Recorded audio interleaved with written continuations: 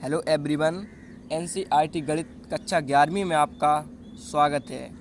इसी क्रम में आज हम प्रश्नावली 5B का प्रश्न क्रमांक 19 सॉल्व कर रहे हैं, जिसमें हमारा दिया गया है यदि 1 + i बटे 1 - i होल पावर, ये पूरे पे n दिया गया है और बता रहे हैं कि यह कैसा है, वास्तविक है। जो हमें ये दिया गया है ये वास्तविक बता रहे हैं, तो n का न्यूनतम धन पूर्णांकीय मान ज्ञात कीजिए। तो हमें अगर यह भाग वास्तविक है तो हमें n का, यानी कि जो इस पे होल पावर ये n है, n का न्यूनतम धन पूर्णांकीय मान ज्ञात करना है। तो चलिए इसे रफ पेपर पर समझ लेते हैं।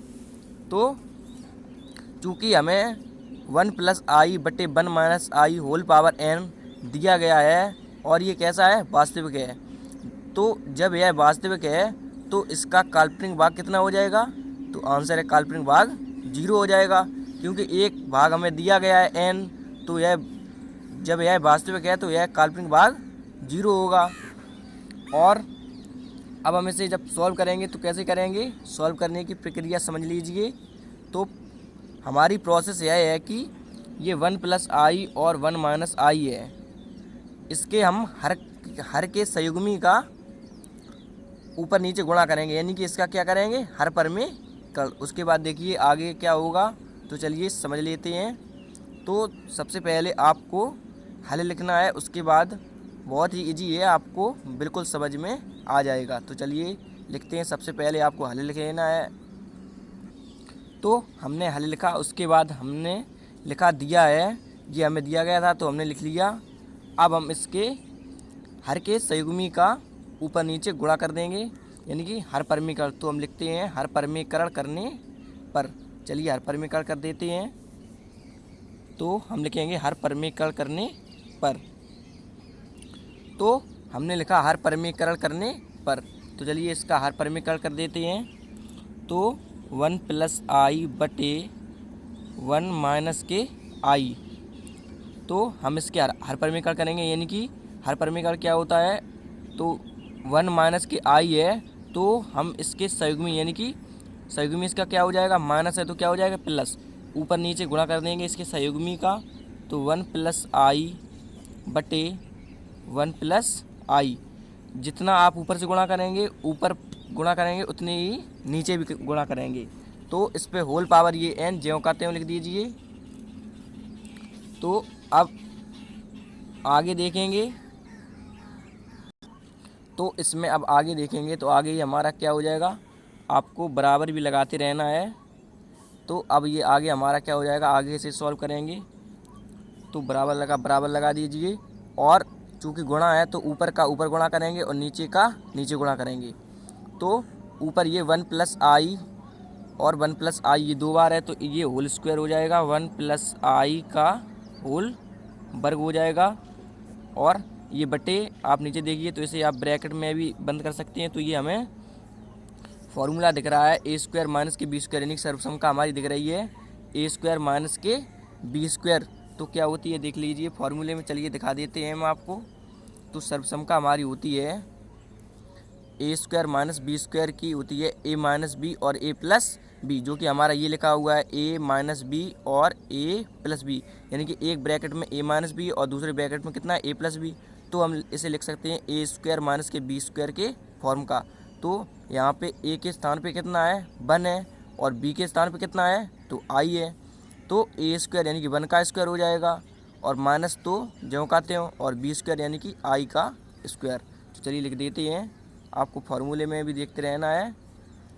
तो क्या हो जाएगा, 1 का वर्ग हो जाएगा। तो हम लिखेंगे 1 का वर्ग, और माइनस लगाया तो माइनस लगा दीजिए, फार्मूले में ही है। और b वर्ग यानी कि i का वर्ग हो जाएगा। अब चलिए मैं ऐसे हटा देता हूँ, और अब आपको देखना है ध्यान से कि ये अभी हमने केवल इसको अंदर सॉल्व किया है, और ये होल पावर n आप ब्रैकेट लगा के ज्यों का त्यों लिख दीजिए, होल पावर n। तो अब इसे आगे सॉल्व करेंगे। तो अंदर ये हमारा अब दिख रहा है हमें a + b का होल स्क्वायर। तो बताइए a + b का होल स्क्वायर क्या होता है, तो आंसर है A square plus B square plus 2ab होता है इस ए प्लस बी का होल स्क्वायर। या आप इस फॉर्मूले में भी देख सकते हैं। तो इसमें ए के स्थान पे क्या दिया गया है, तो इसमें 1 दिया गया है ए के स्थान पे, और बी के स्थान पे क्या दिया गया है आई। तो ए वर्ग बी वर्ग और प्लस 2ab। तो इसी प्रकार से 1 का वर्ग आई का वर्ग और प्लस 2, और ए 2 का गुणा 1 में करेंगे तो 2 ही हो जाएगा, और आई यानी कि 2i आ जाएगा। चलिए लिख देते हैं ए वर्ग प्लस बी वर्ग यानी कि बी के स्थान पर कितना है आई का वर्ग और प्लस 2, ये आई हो जाएगा, क्योंकि 2 का जब हम इसमें गुणा करेंगे, 2 का इन दोनों में गुणा करेंगे तो कितना आ जाएगा हमारा 2i ही हो जाएगा, क्योंकि 2 का 1 में करेंगे तो 2, और आई में करेंगे तो कितना हो जाएगा ये, तो आई ही यानी कि 2i आ जाएगा। तो अब इसे आगे सॉल्व करेंगे तो आगे ये हमारा क्या हो जाएगा। तो आगे अब हमने ऊपर सॉल्व कर लिया है। अब आप नीचे देखिए तो ये 1 का वर्ग कितना होता है बताइए। 1 का वर्ग तो 1 ही होता है, और ये वाला माइनस ज्यों का त्यों, और आई स्क्वायर का मान बताइए कितना होता है। तो आंसर है आई स्क्वायर का मान हम लोग पढ़ चुके हैं, तो -1 होता है। और अगर हम आई पावर 4 का मान पूछें तो आप कहेंगे 1, क्योंकि आई स्क्वायर का मान -1। अगर हम लिखें, चलिए इसे भी समझ लीजिए बीच में थोड़ा, अगर हम लिखें कि आई स्क्वायर बराबर कितना -1 होता है, और अगर हम इसके दोनों पक्षों का क्या कर दें वर्ग, तो जब वर्ग करेंगे दोनों पक्षों का जब हम वर्ग करेंगे तो कितना हो जाएगा आई पे पावर 4, और -1 का वर्ग बताइए कितना होता है 1 होता है, क्योंकि इसे हम -1 गुणित -1 2 बार लिख सकते हैं। तो माइनस माइनस ये कैंसिल हो जाएगा और 1 का 1 में हो जाएगा, तो माइनस माइनस यानी कि ये प्लस हो जाएगा, और 1 का 1 में करेंगे तो ये 1 आ जाएगा। तो इसी प्रकार से हमारा आई पे पावर 4 का मान कितना आ जाता है, तो ये 1 आ जाता है। तो हम आगे का सॉल्व कर रहे थे, तो आगे देखिए आप, आई स्क्वायर का मान कितना होता है -1, ये वाला माइनस जो कहते हो, और आई स्क्वायर का मान होता है -1, तो इसे ब्रैकेट में लिख देते हैं -1, और ये होल पावर n जो कहते हो। अब इसे आगे सॉल्व करेंगे तो ये क्या हो जाएगा हमारा 1 का वर्ग, ऊपर ये देखिए 1 है और ये आई है, ये तो आप पहचान ही सकते हैं। तो 1 का वर्ग कितना हो जाएगा 1, और आगे जब हम इसे सॉल्व करेंगे तो आई स्क्वायर का मान अभी हम लोग पढ़ चुके हैं कितना होता है, ये हम लोगों ने नीचे लिखा था -1, तो प्लस और आई स्क्वायर का मान -1 जो कहते हो, और प्लस 2i बटे, अब 1 ये जो कहते हो, और इस माइनस का अंदर इसमें गुणा करेंगे तो ये माइनस माइनस प्लस, और ये 1 जो का त्यों, और बटे सॉरी ये ब्रैकेट होल पावर n लगा देना है। और अब हम इसे आगे सॉल्व करेंगे तो आगे ये हमारा क्या हो जाएगा 1 जो कहते हो, और ये प्लस माइनस क्या हो जाएगा माइनस ही हो जाएगा, और ये वाला 1 जो कहते हो, और ये प्लस 2i लिख दीजिए, और बटे लगा दीजिए। उसके बाद आगे सॉल्व करेंगे तो 1 और 1 ये दोनों जुड़ जाएंगे तो ये 2 हो जाएगा, और होल पावर n जो कहते हो बराबर, ये प्लस का 1 है और ये माइनस का 1 दोनों कैंसिल हो जाएंगे। और अब हमारा क्या बचेगा 2i, ऊपर कितना बचेगा 2i, और बटे में 2 है तो ये जो कहते हो लिख दीजिए, और होल पावर n। अब आगे देखेंगे तो आगे ये हमारा क्या हो जाएगा, ये 2 से 2 कैंसिल हो जाएगा। अब हमारा केवल आई पे पावर n बचेगा, क्या बचेगा आई पे पावर n। तो हमें चूँकि प्रश्न में दिया गया था, आप प्रश्न में देख सकते हैं, प्रश्न में हमें दिया गया था n का न्यूनतम धन पूर्णांकीय मान ज्ञात कीजिए। तो हमें n का कैसा मान ज्ञात करना है, न्यूनतम धन पूर्णांकीय मान ज्ञात करना है। तो हम इसमें n के स्थान पे क्रमशः धन पूर्णांक लेंगे। तो चलिए इसे थोड़ा रफ में समझ लेते हैं कि कैसे लेना है, तो समझ लीजिए इसे। तो हमारी संख्या रेखा होती है, संख्या रेखा हमारी क्या होती है, यहाँ आप बीच में 0 पॉइंट मान सकते हैं क्या, वो तो होता ही है, बीच में 0 पॉइंट होगा। उसके बाद क्रम से 1 2 3 4, और इस साइड भी क्रम से 1 2 3 4। तो इस साइड क्या होता है +1, यानी कि इस साइड हम चलेंगे तो किस में चलेंगे प्लस में, और इस साइड चलेंगे माइनस में, यानी कि इस साइड धन पूर्णांक और इस साइड क्या होगा हमारा ऋण पूर्णांक। तो +1 +2 +3 और ये +4। तो इस प्रकार इस साइड क्या होगा, -1 -2 -3 और -4 हो जाएगा। तो हमें कैसे पूर्णांक लेने हैं, तो आंसर है हमें कैसे लेने हैं, धन पूर्णांक लेने हैं, क्योंकि हमारा प्रश्न में दिया गया था n के न्यूनतम धन पूर्णांक की मान ज्ञात कीजिए। यानी कि सबसे पहले हम n बराबर कितना रख के देखेंगे, 1 रखेंगे, और उसके बाद n बराबर कितना रखेंगे, 2। अगर 2 पर वास्तविक आ जाता है तो हमारा n का मान 2 हो जाएगा, क्योंकि हमें n का मान ज्ञात करना है। और अगर 2 पर नहीं आता है तो 3 पे आ जाता है तो n बराबर 3 आंसर हो जाएगा। तो चलिए लिखते हैं, माना n बराबर 1, 2, 3, 4। तो हमने लिखा माना n बराबर 1, 2, 3, 4। अब सबसे पहले आपको n बराबर, क्योंकि हमने n बराबर माने हुए हैं, तो सबसे पहले आपको n बराबर कितना रखना है, तो आंसर है n बराबर 1 रखना है। तो चलिए रख लेते हैं, n के स्थान पे कितना रखेंगे, 1। तो लिखेंगे n बराबर 1 रखने पर, सबसे पहले क्या लिखेंगे, n बराबर 1 रखने पर। तो हमने लिखा n बराबर 1 रखने पर, तो इसमें रखेंगे i बराबर n दिया गया है, इसमें n के स्थान पर कितना रखेंगे, 1। तो हमें दिया गया है i पे पावर n, तो i पे पावर n के स्थान पर क्या रखेंगे, अब हम i पे पावर n के स्थान पर कितना रखेंगे, तो आंसर है 1 रखेंगे। तो i पे पावर 1 बराबर क्या हो जाएगा, i ही आ जाएगा। आप फिर से समझ लीजिए कि i पे पावर 1 बराबर कितना हो जाएगा, i ही आ जाएगा। यानी कि ये 1 से i पर कोई प्रभाव नहीं पड़ेगा। आप फिर से एक बार समझ लीजिए कि ये i से 1 पर क्या कोई प्रभाव पड़ेगा, तो आंसर है कोई भी प्रभाव नहीं पड़ेगा।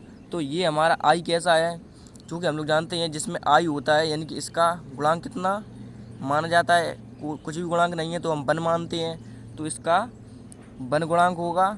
तो i पे पावर 1 का मान तो कुछ भी नहीं होगा, लेकिन इसका गुणांक हम 1 मानते हैं, तो यह कैसी हो जाएगी, i।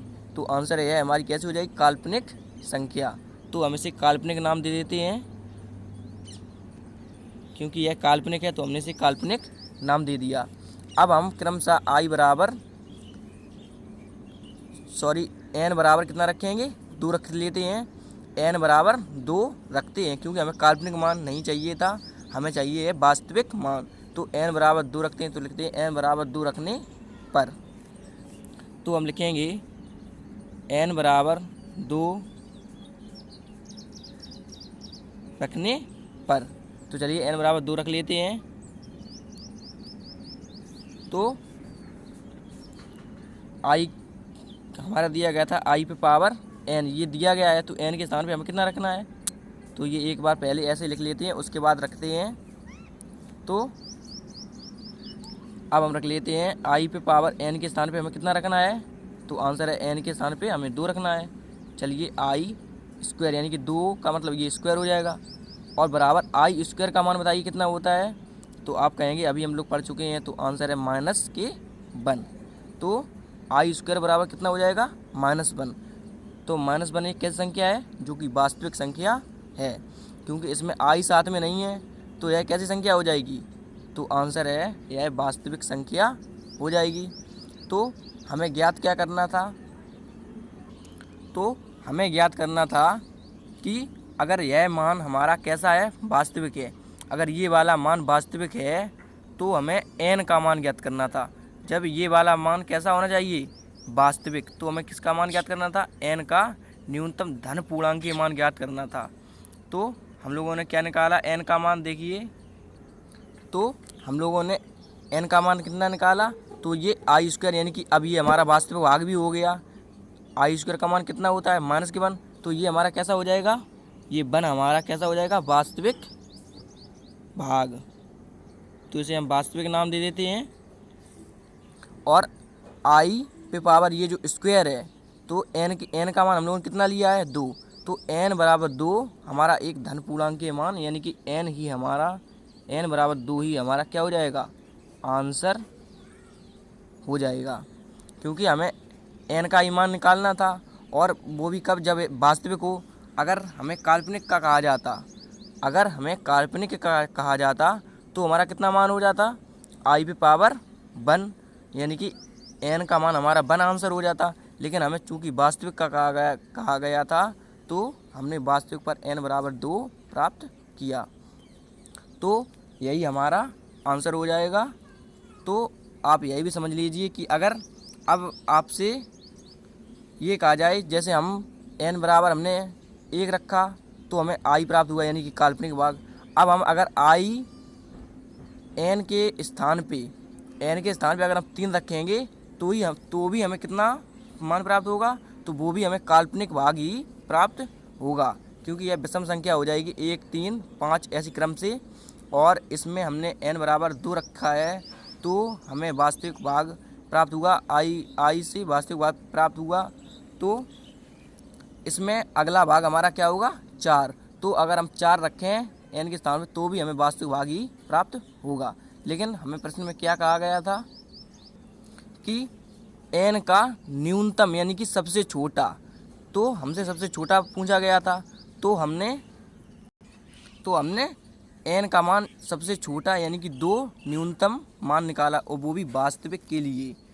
आप समझ सकते हैं कि वास्तविक के लिए हमने कितना निकाला, 2 निकाला। सबसे छोटा मान 2 ही है, क्योंकि अगर हम 2 से छोटा ही हमारा 1 था, अगर हम 1 रख रहे थे तो हमें काल्पनिक से प्राप्त हो रहा था, लेकिन हमें किससे प्राप्त करना था, वास्तविक से।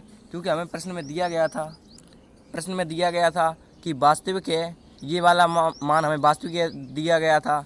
तो अगर यहाँ पे काल्पनिक कहा जाता तो हम लोग काल्पनिक के लिए निकालते, तो काल्पनिक के लिए हमारा कितना आंसर हो जाता, तो आंसर है ये आई पे पावर 1 यानी कि n बराबर 1 प्राप्त हो जाता, न्यूनतम धन पूर्णांकीय है।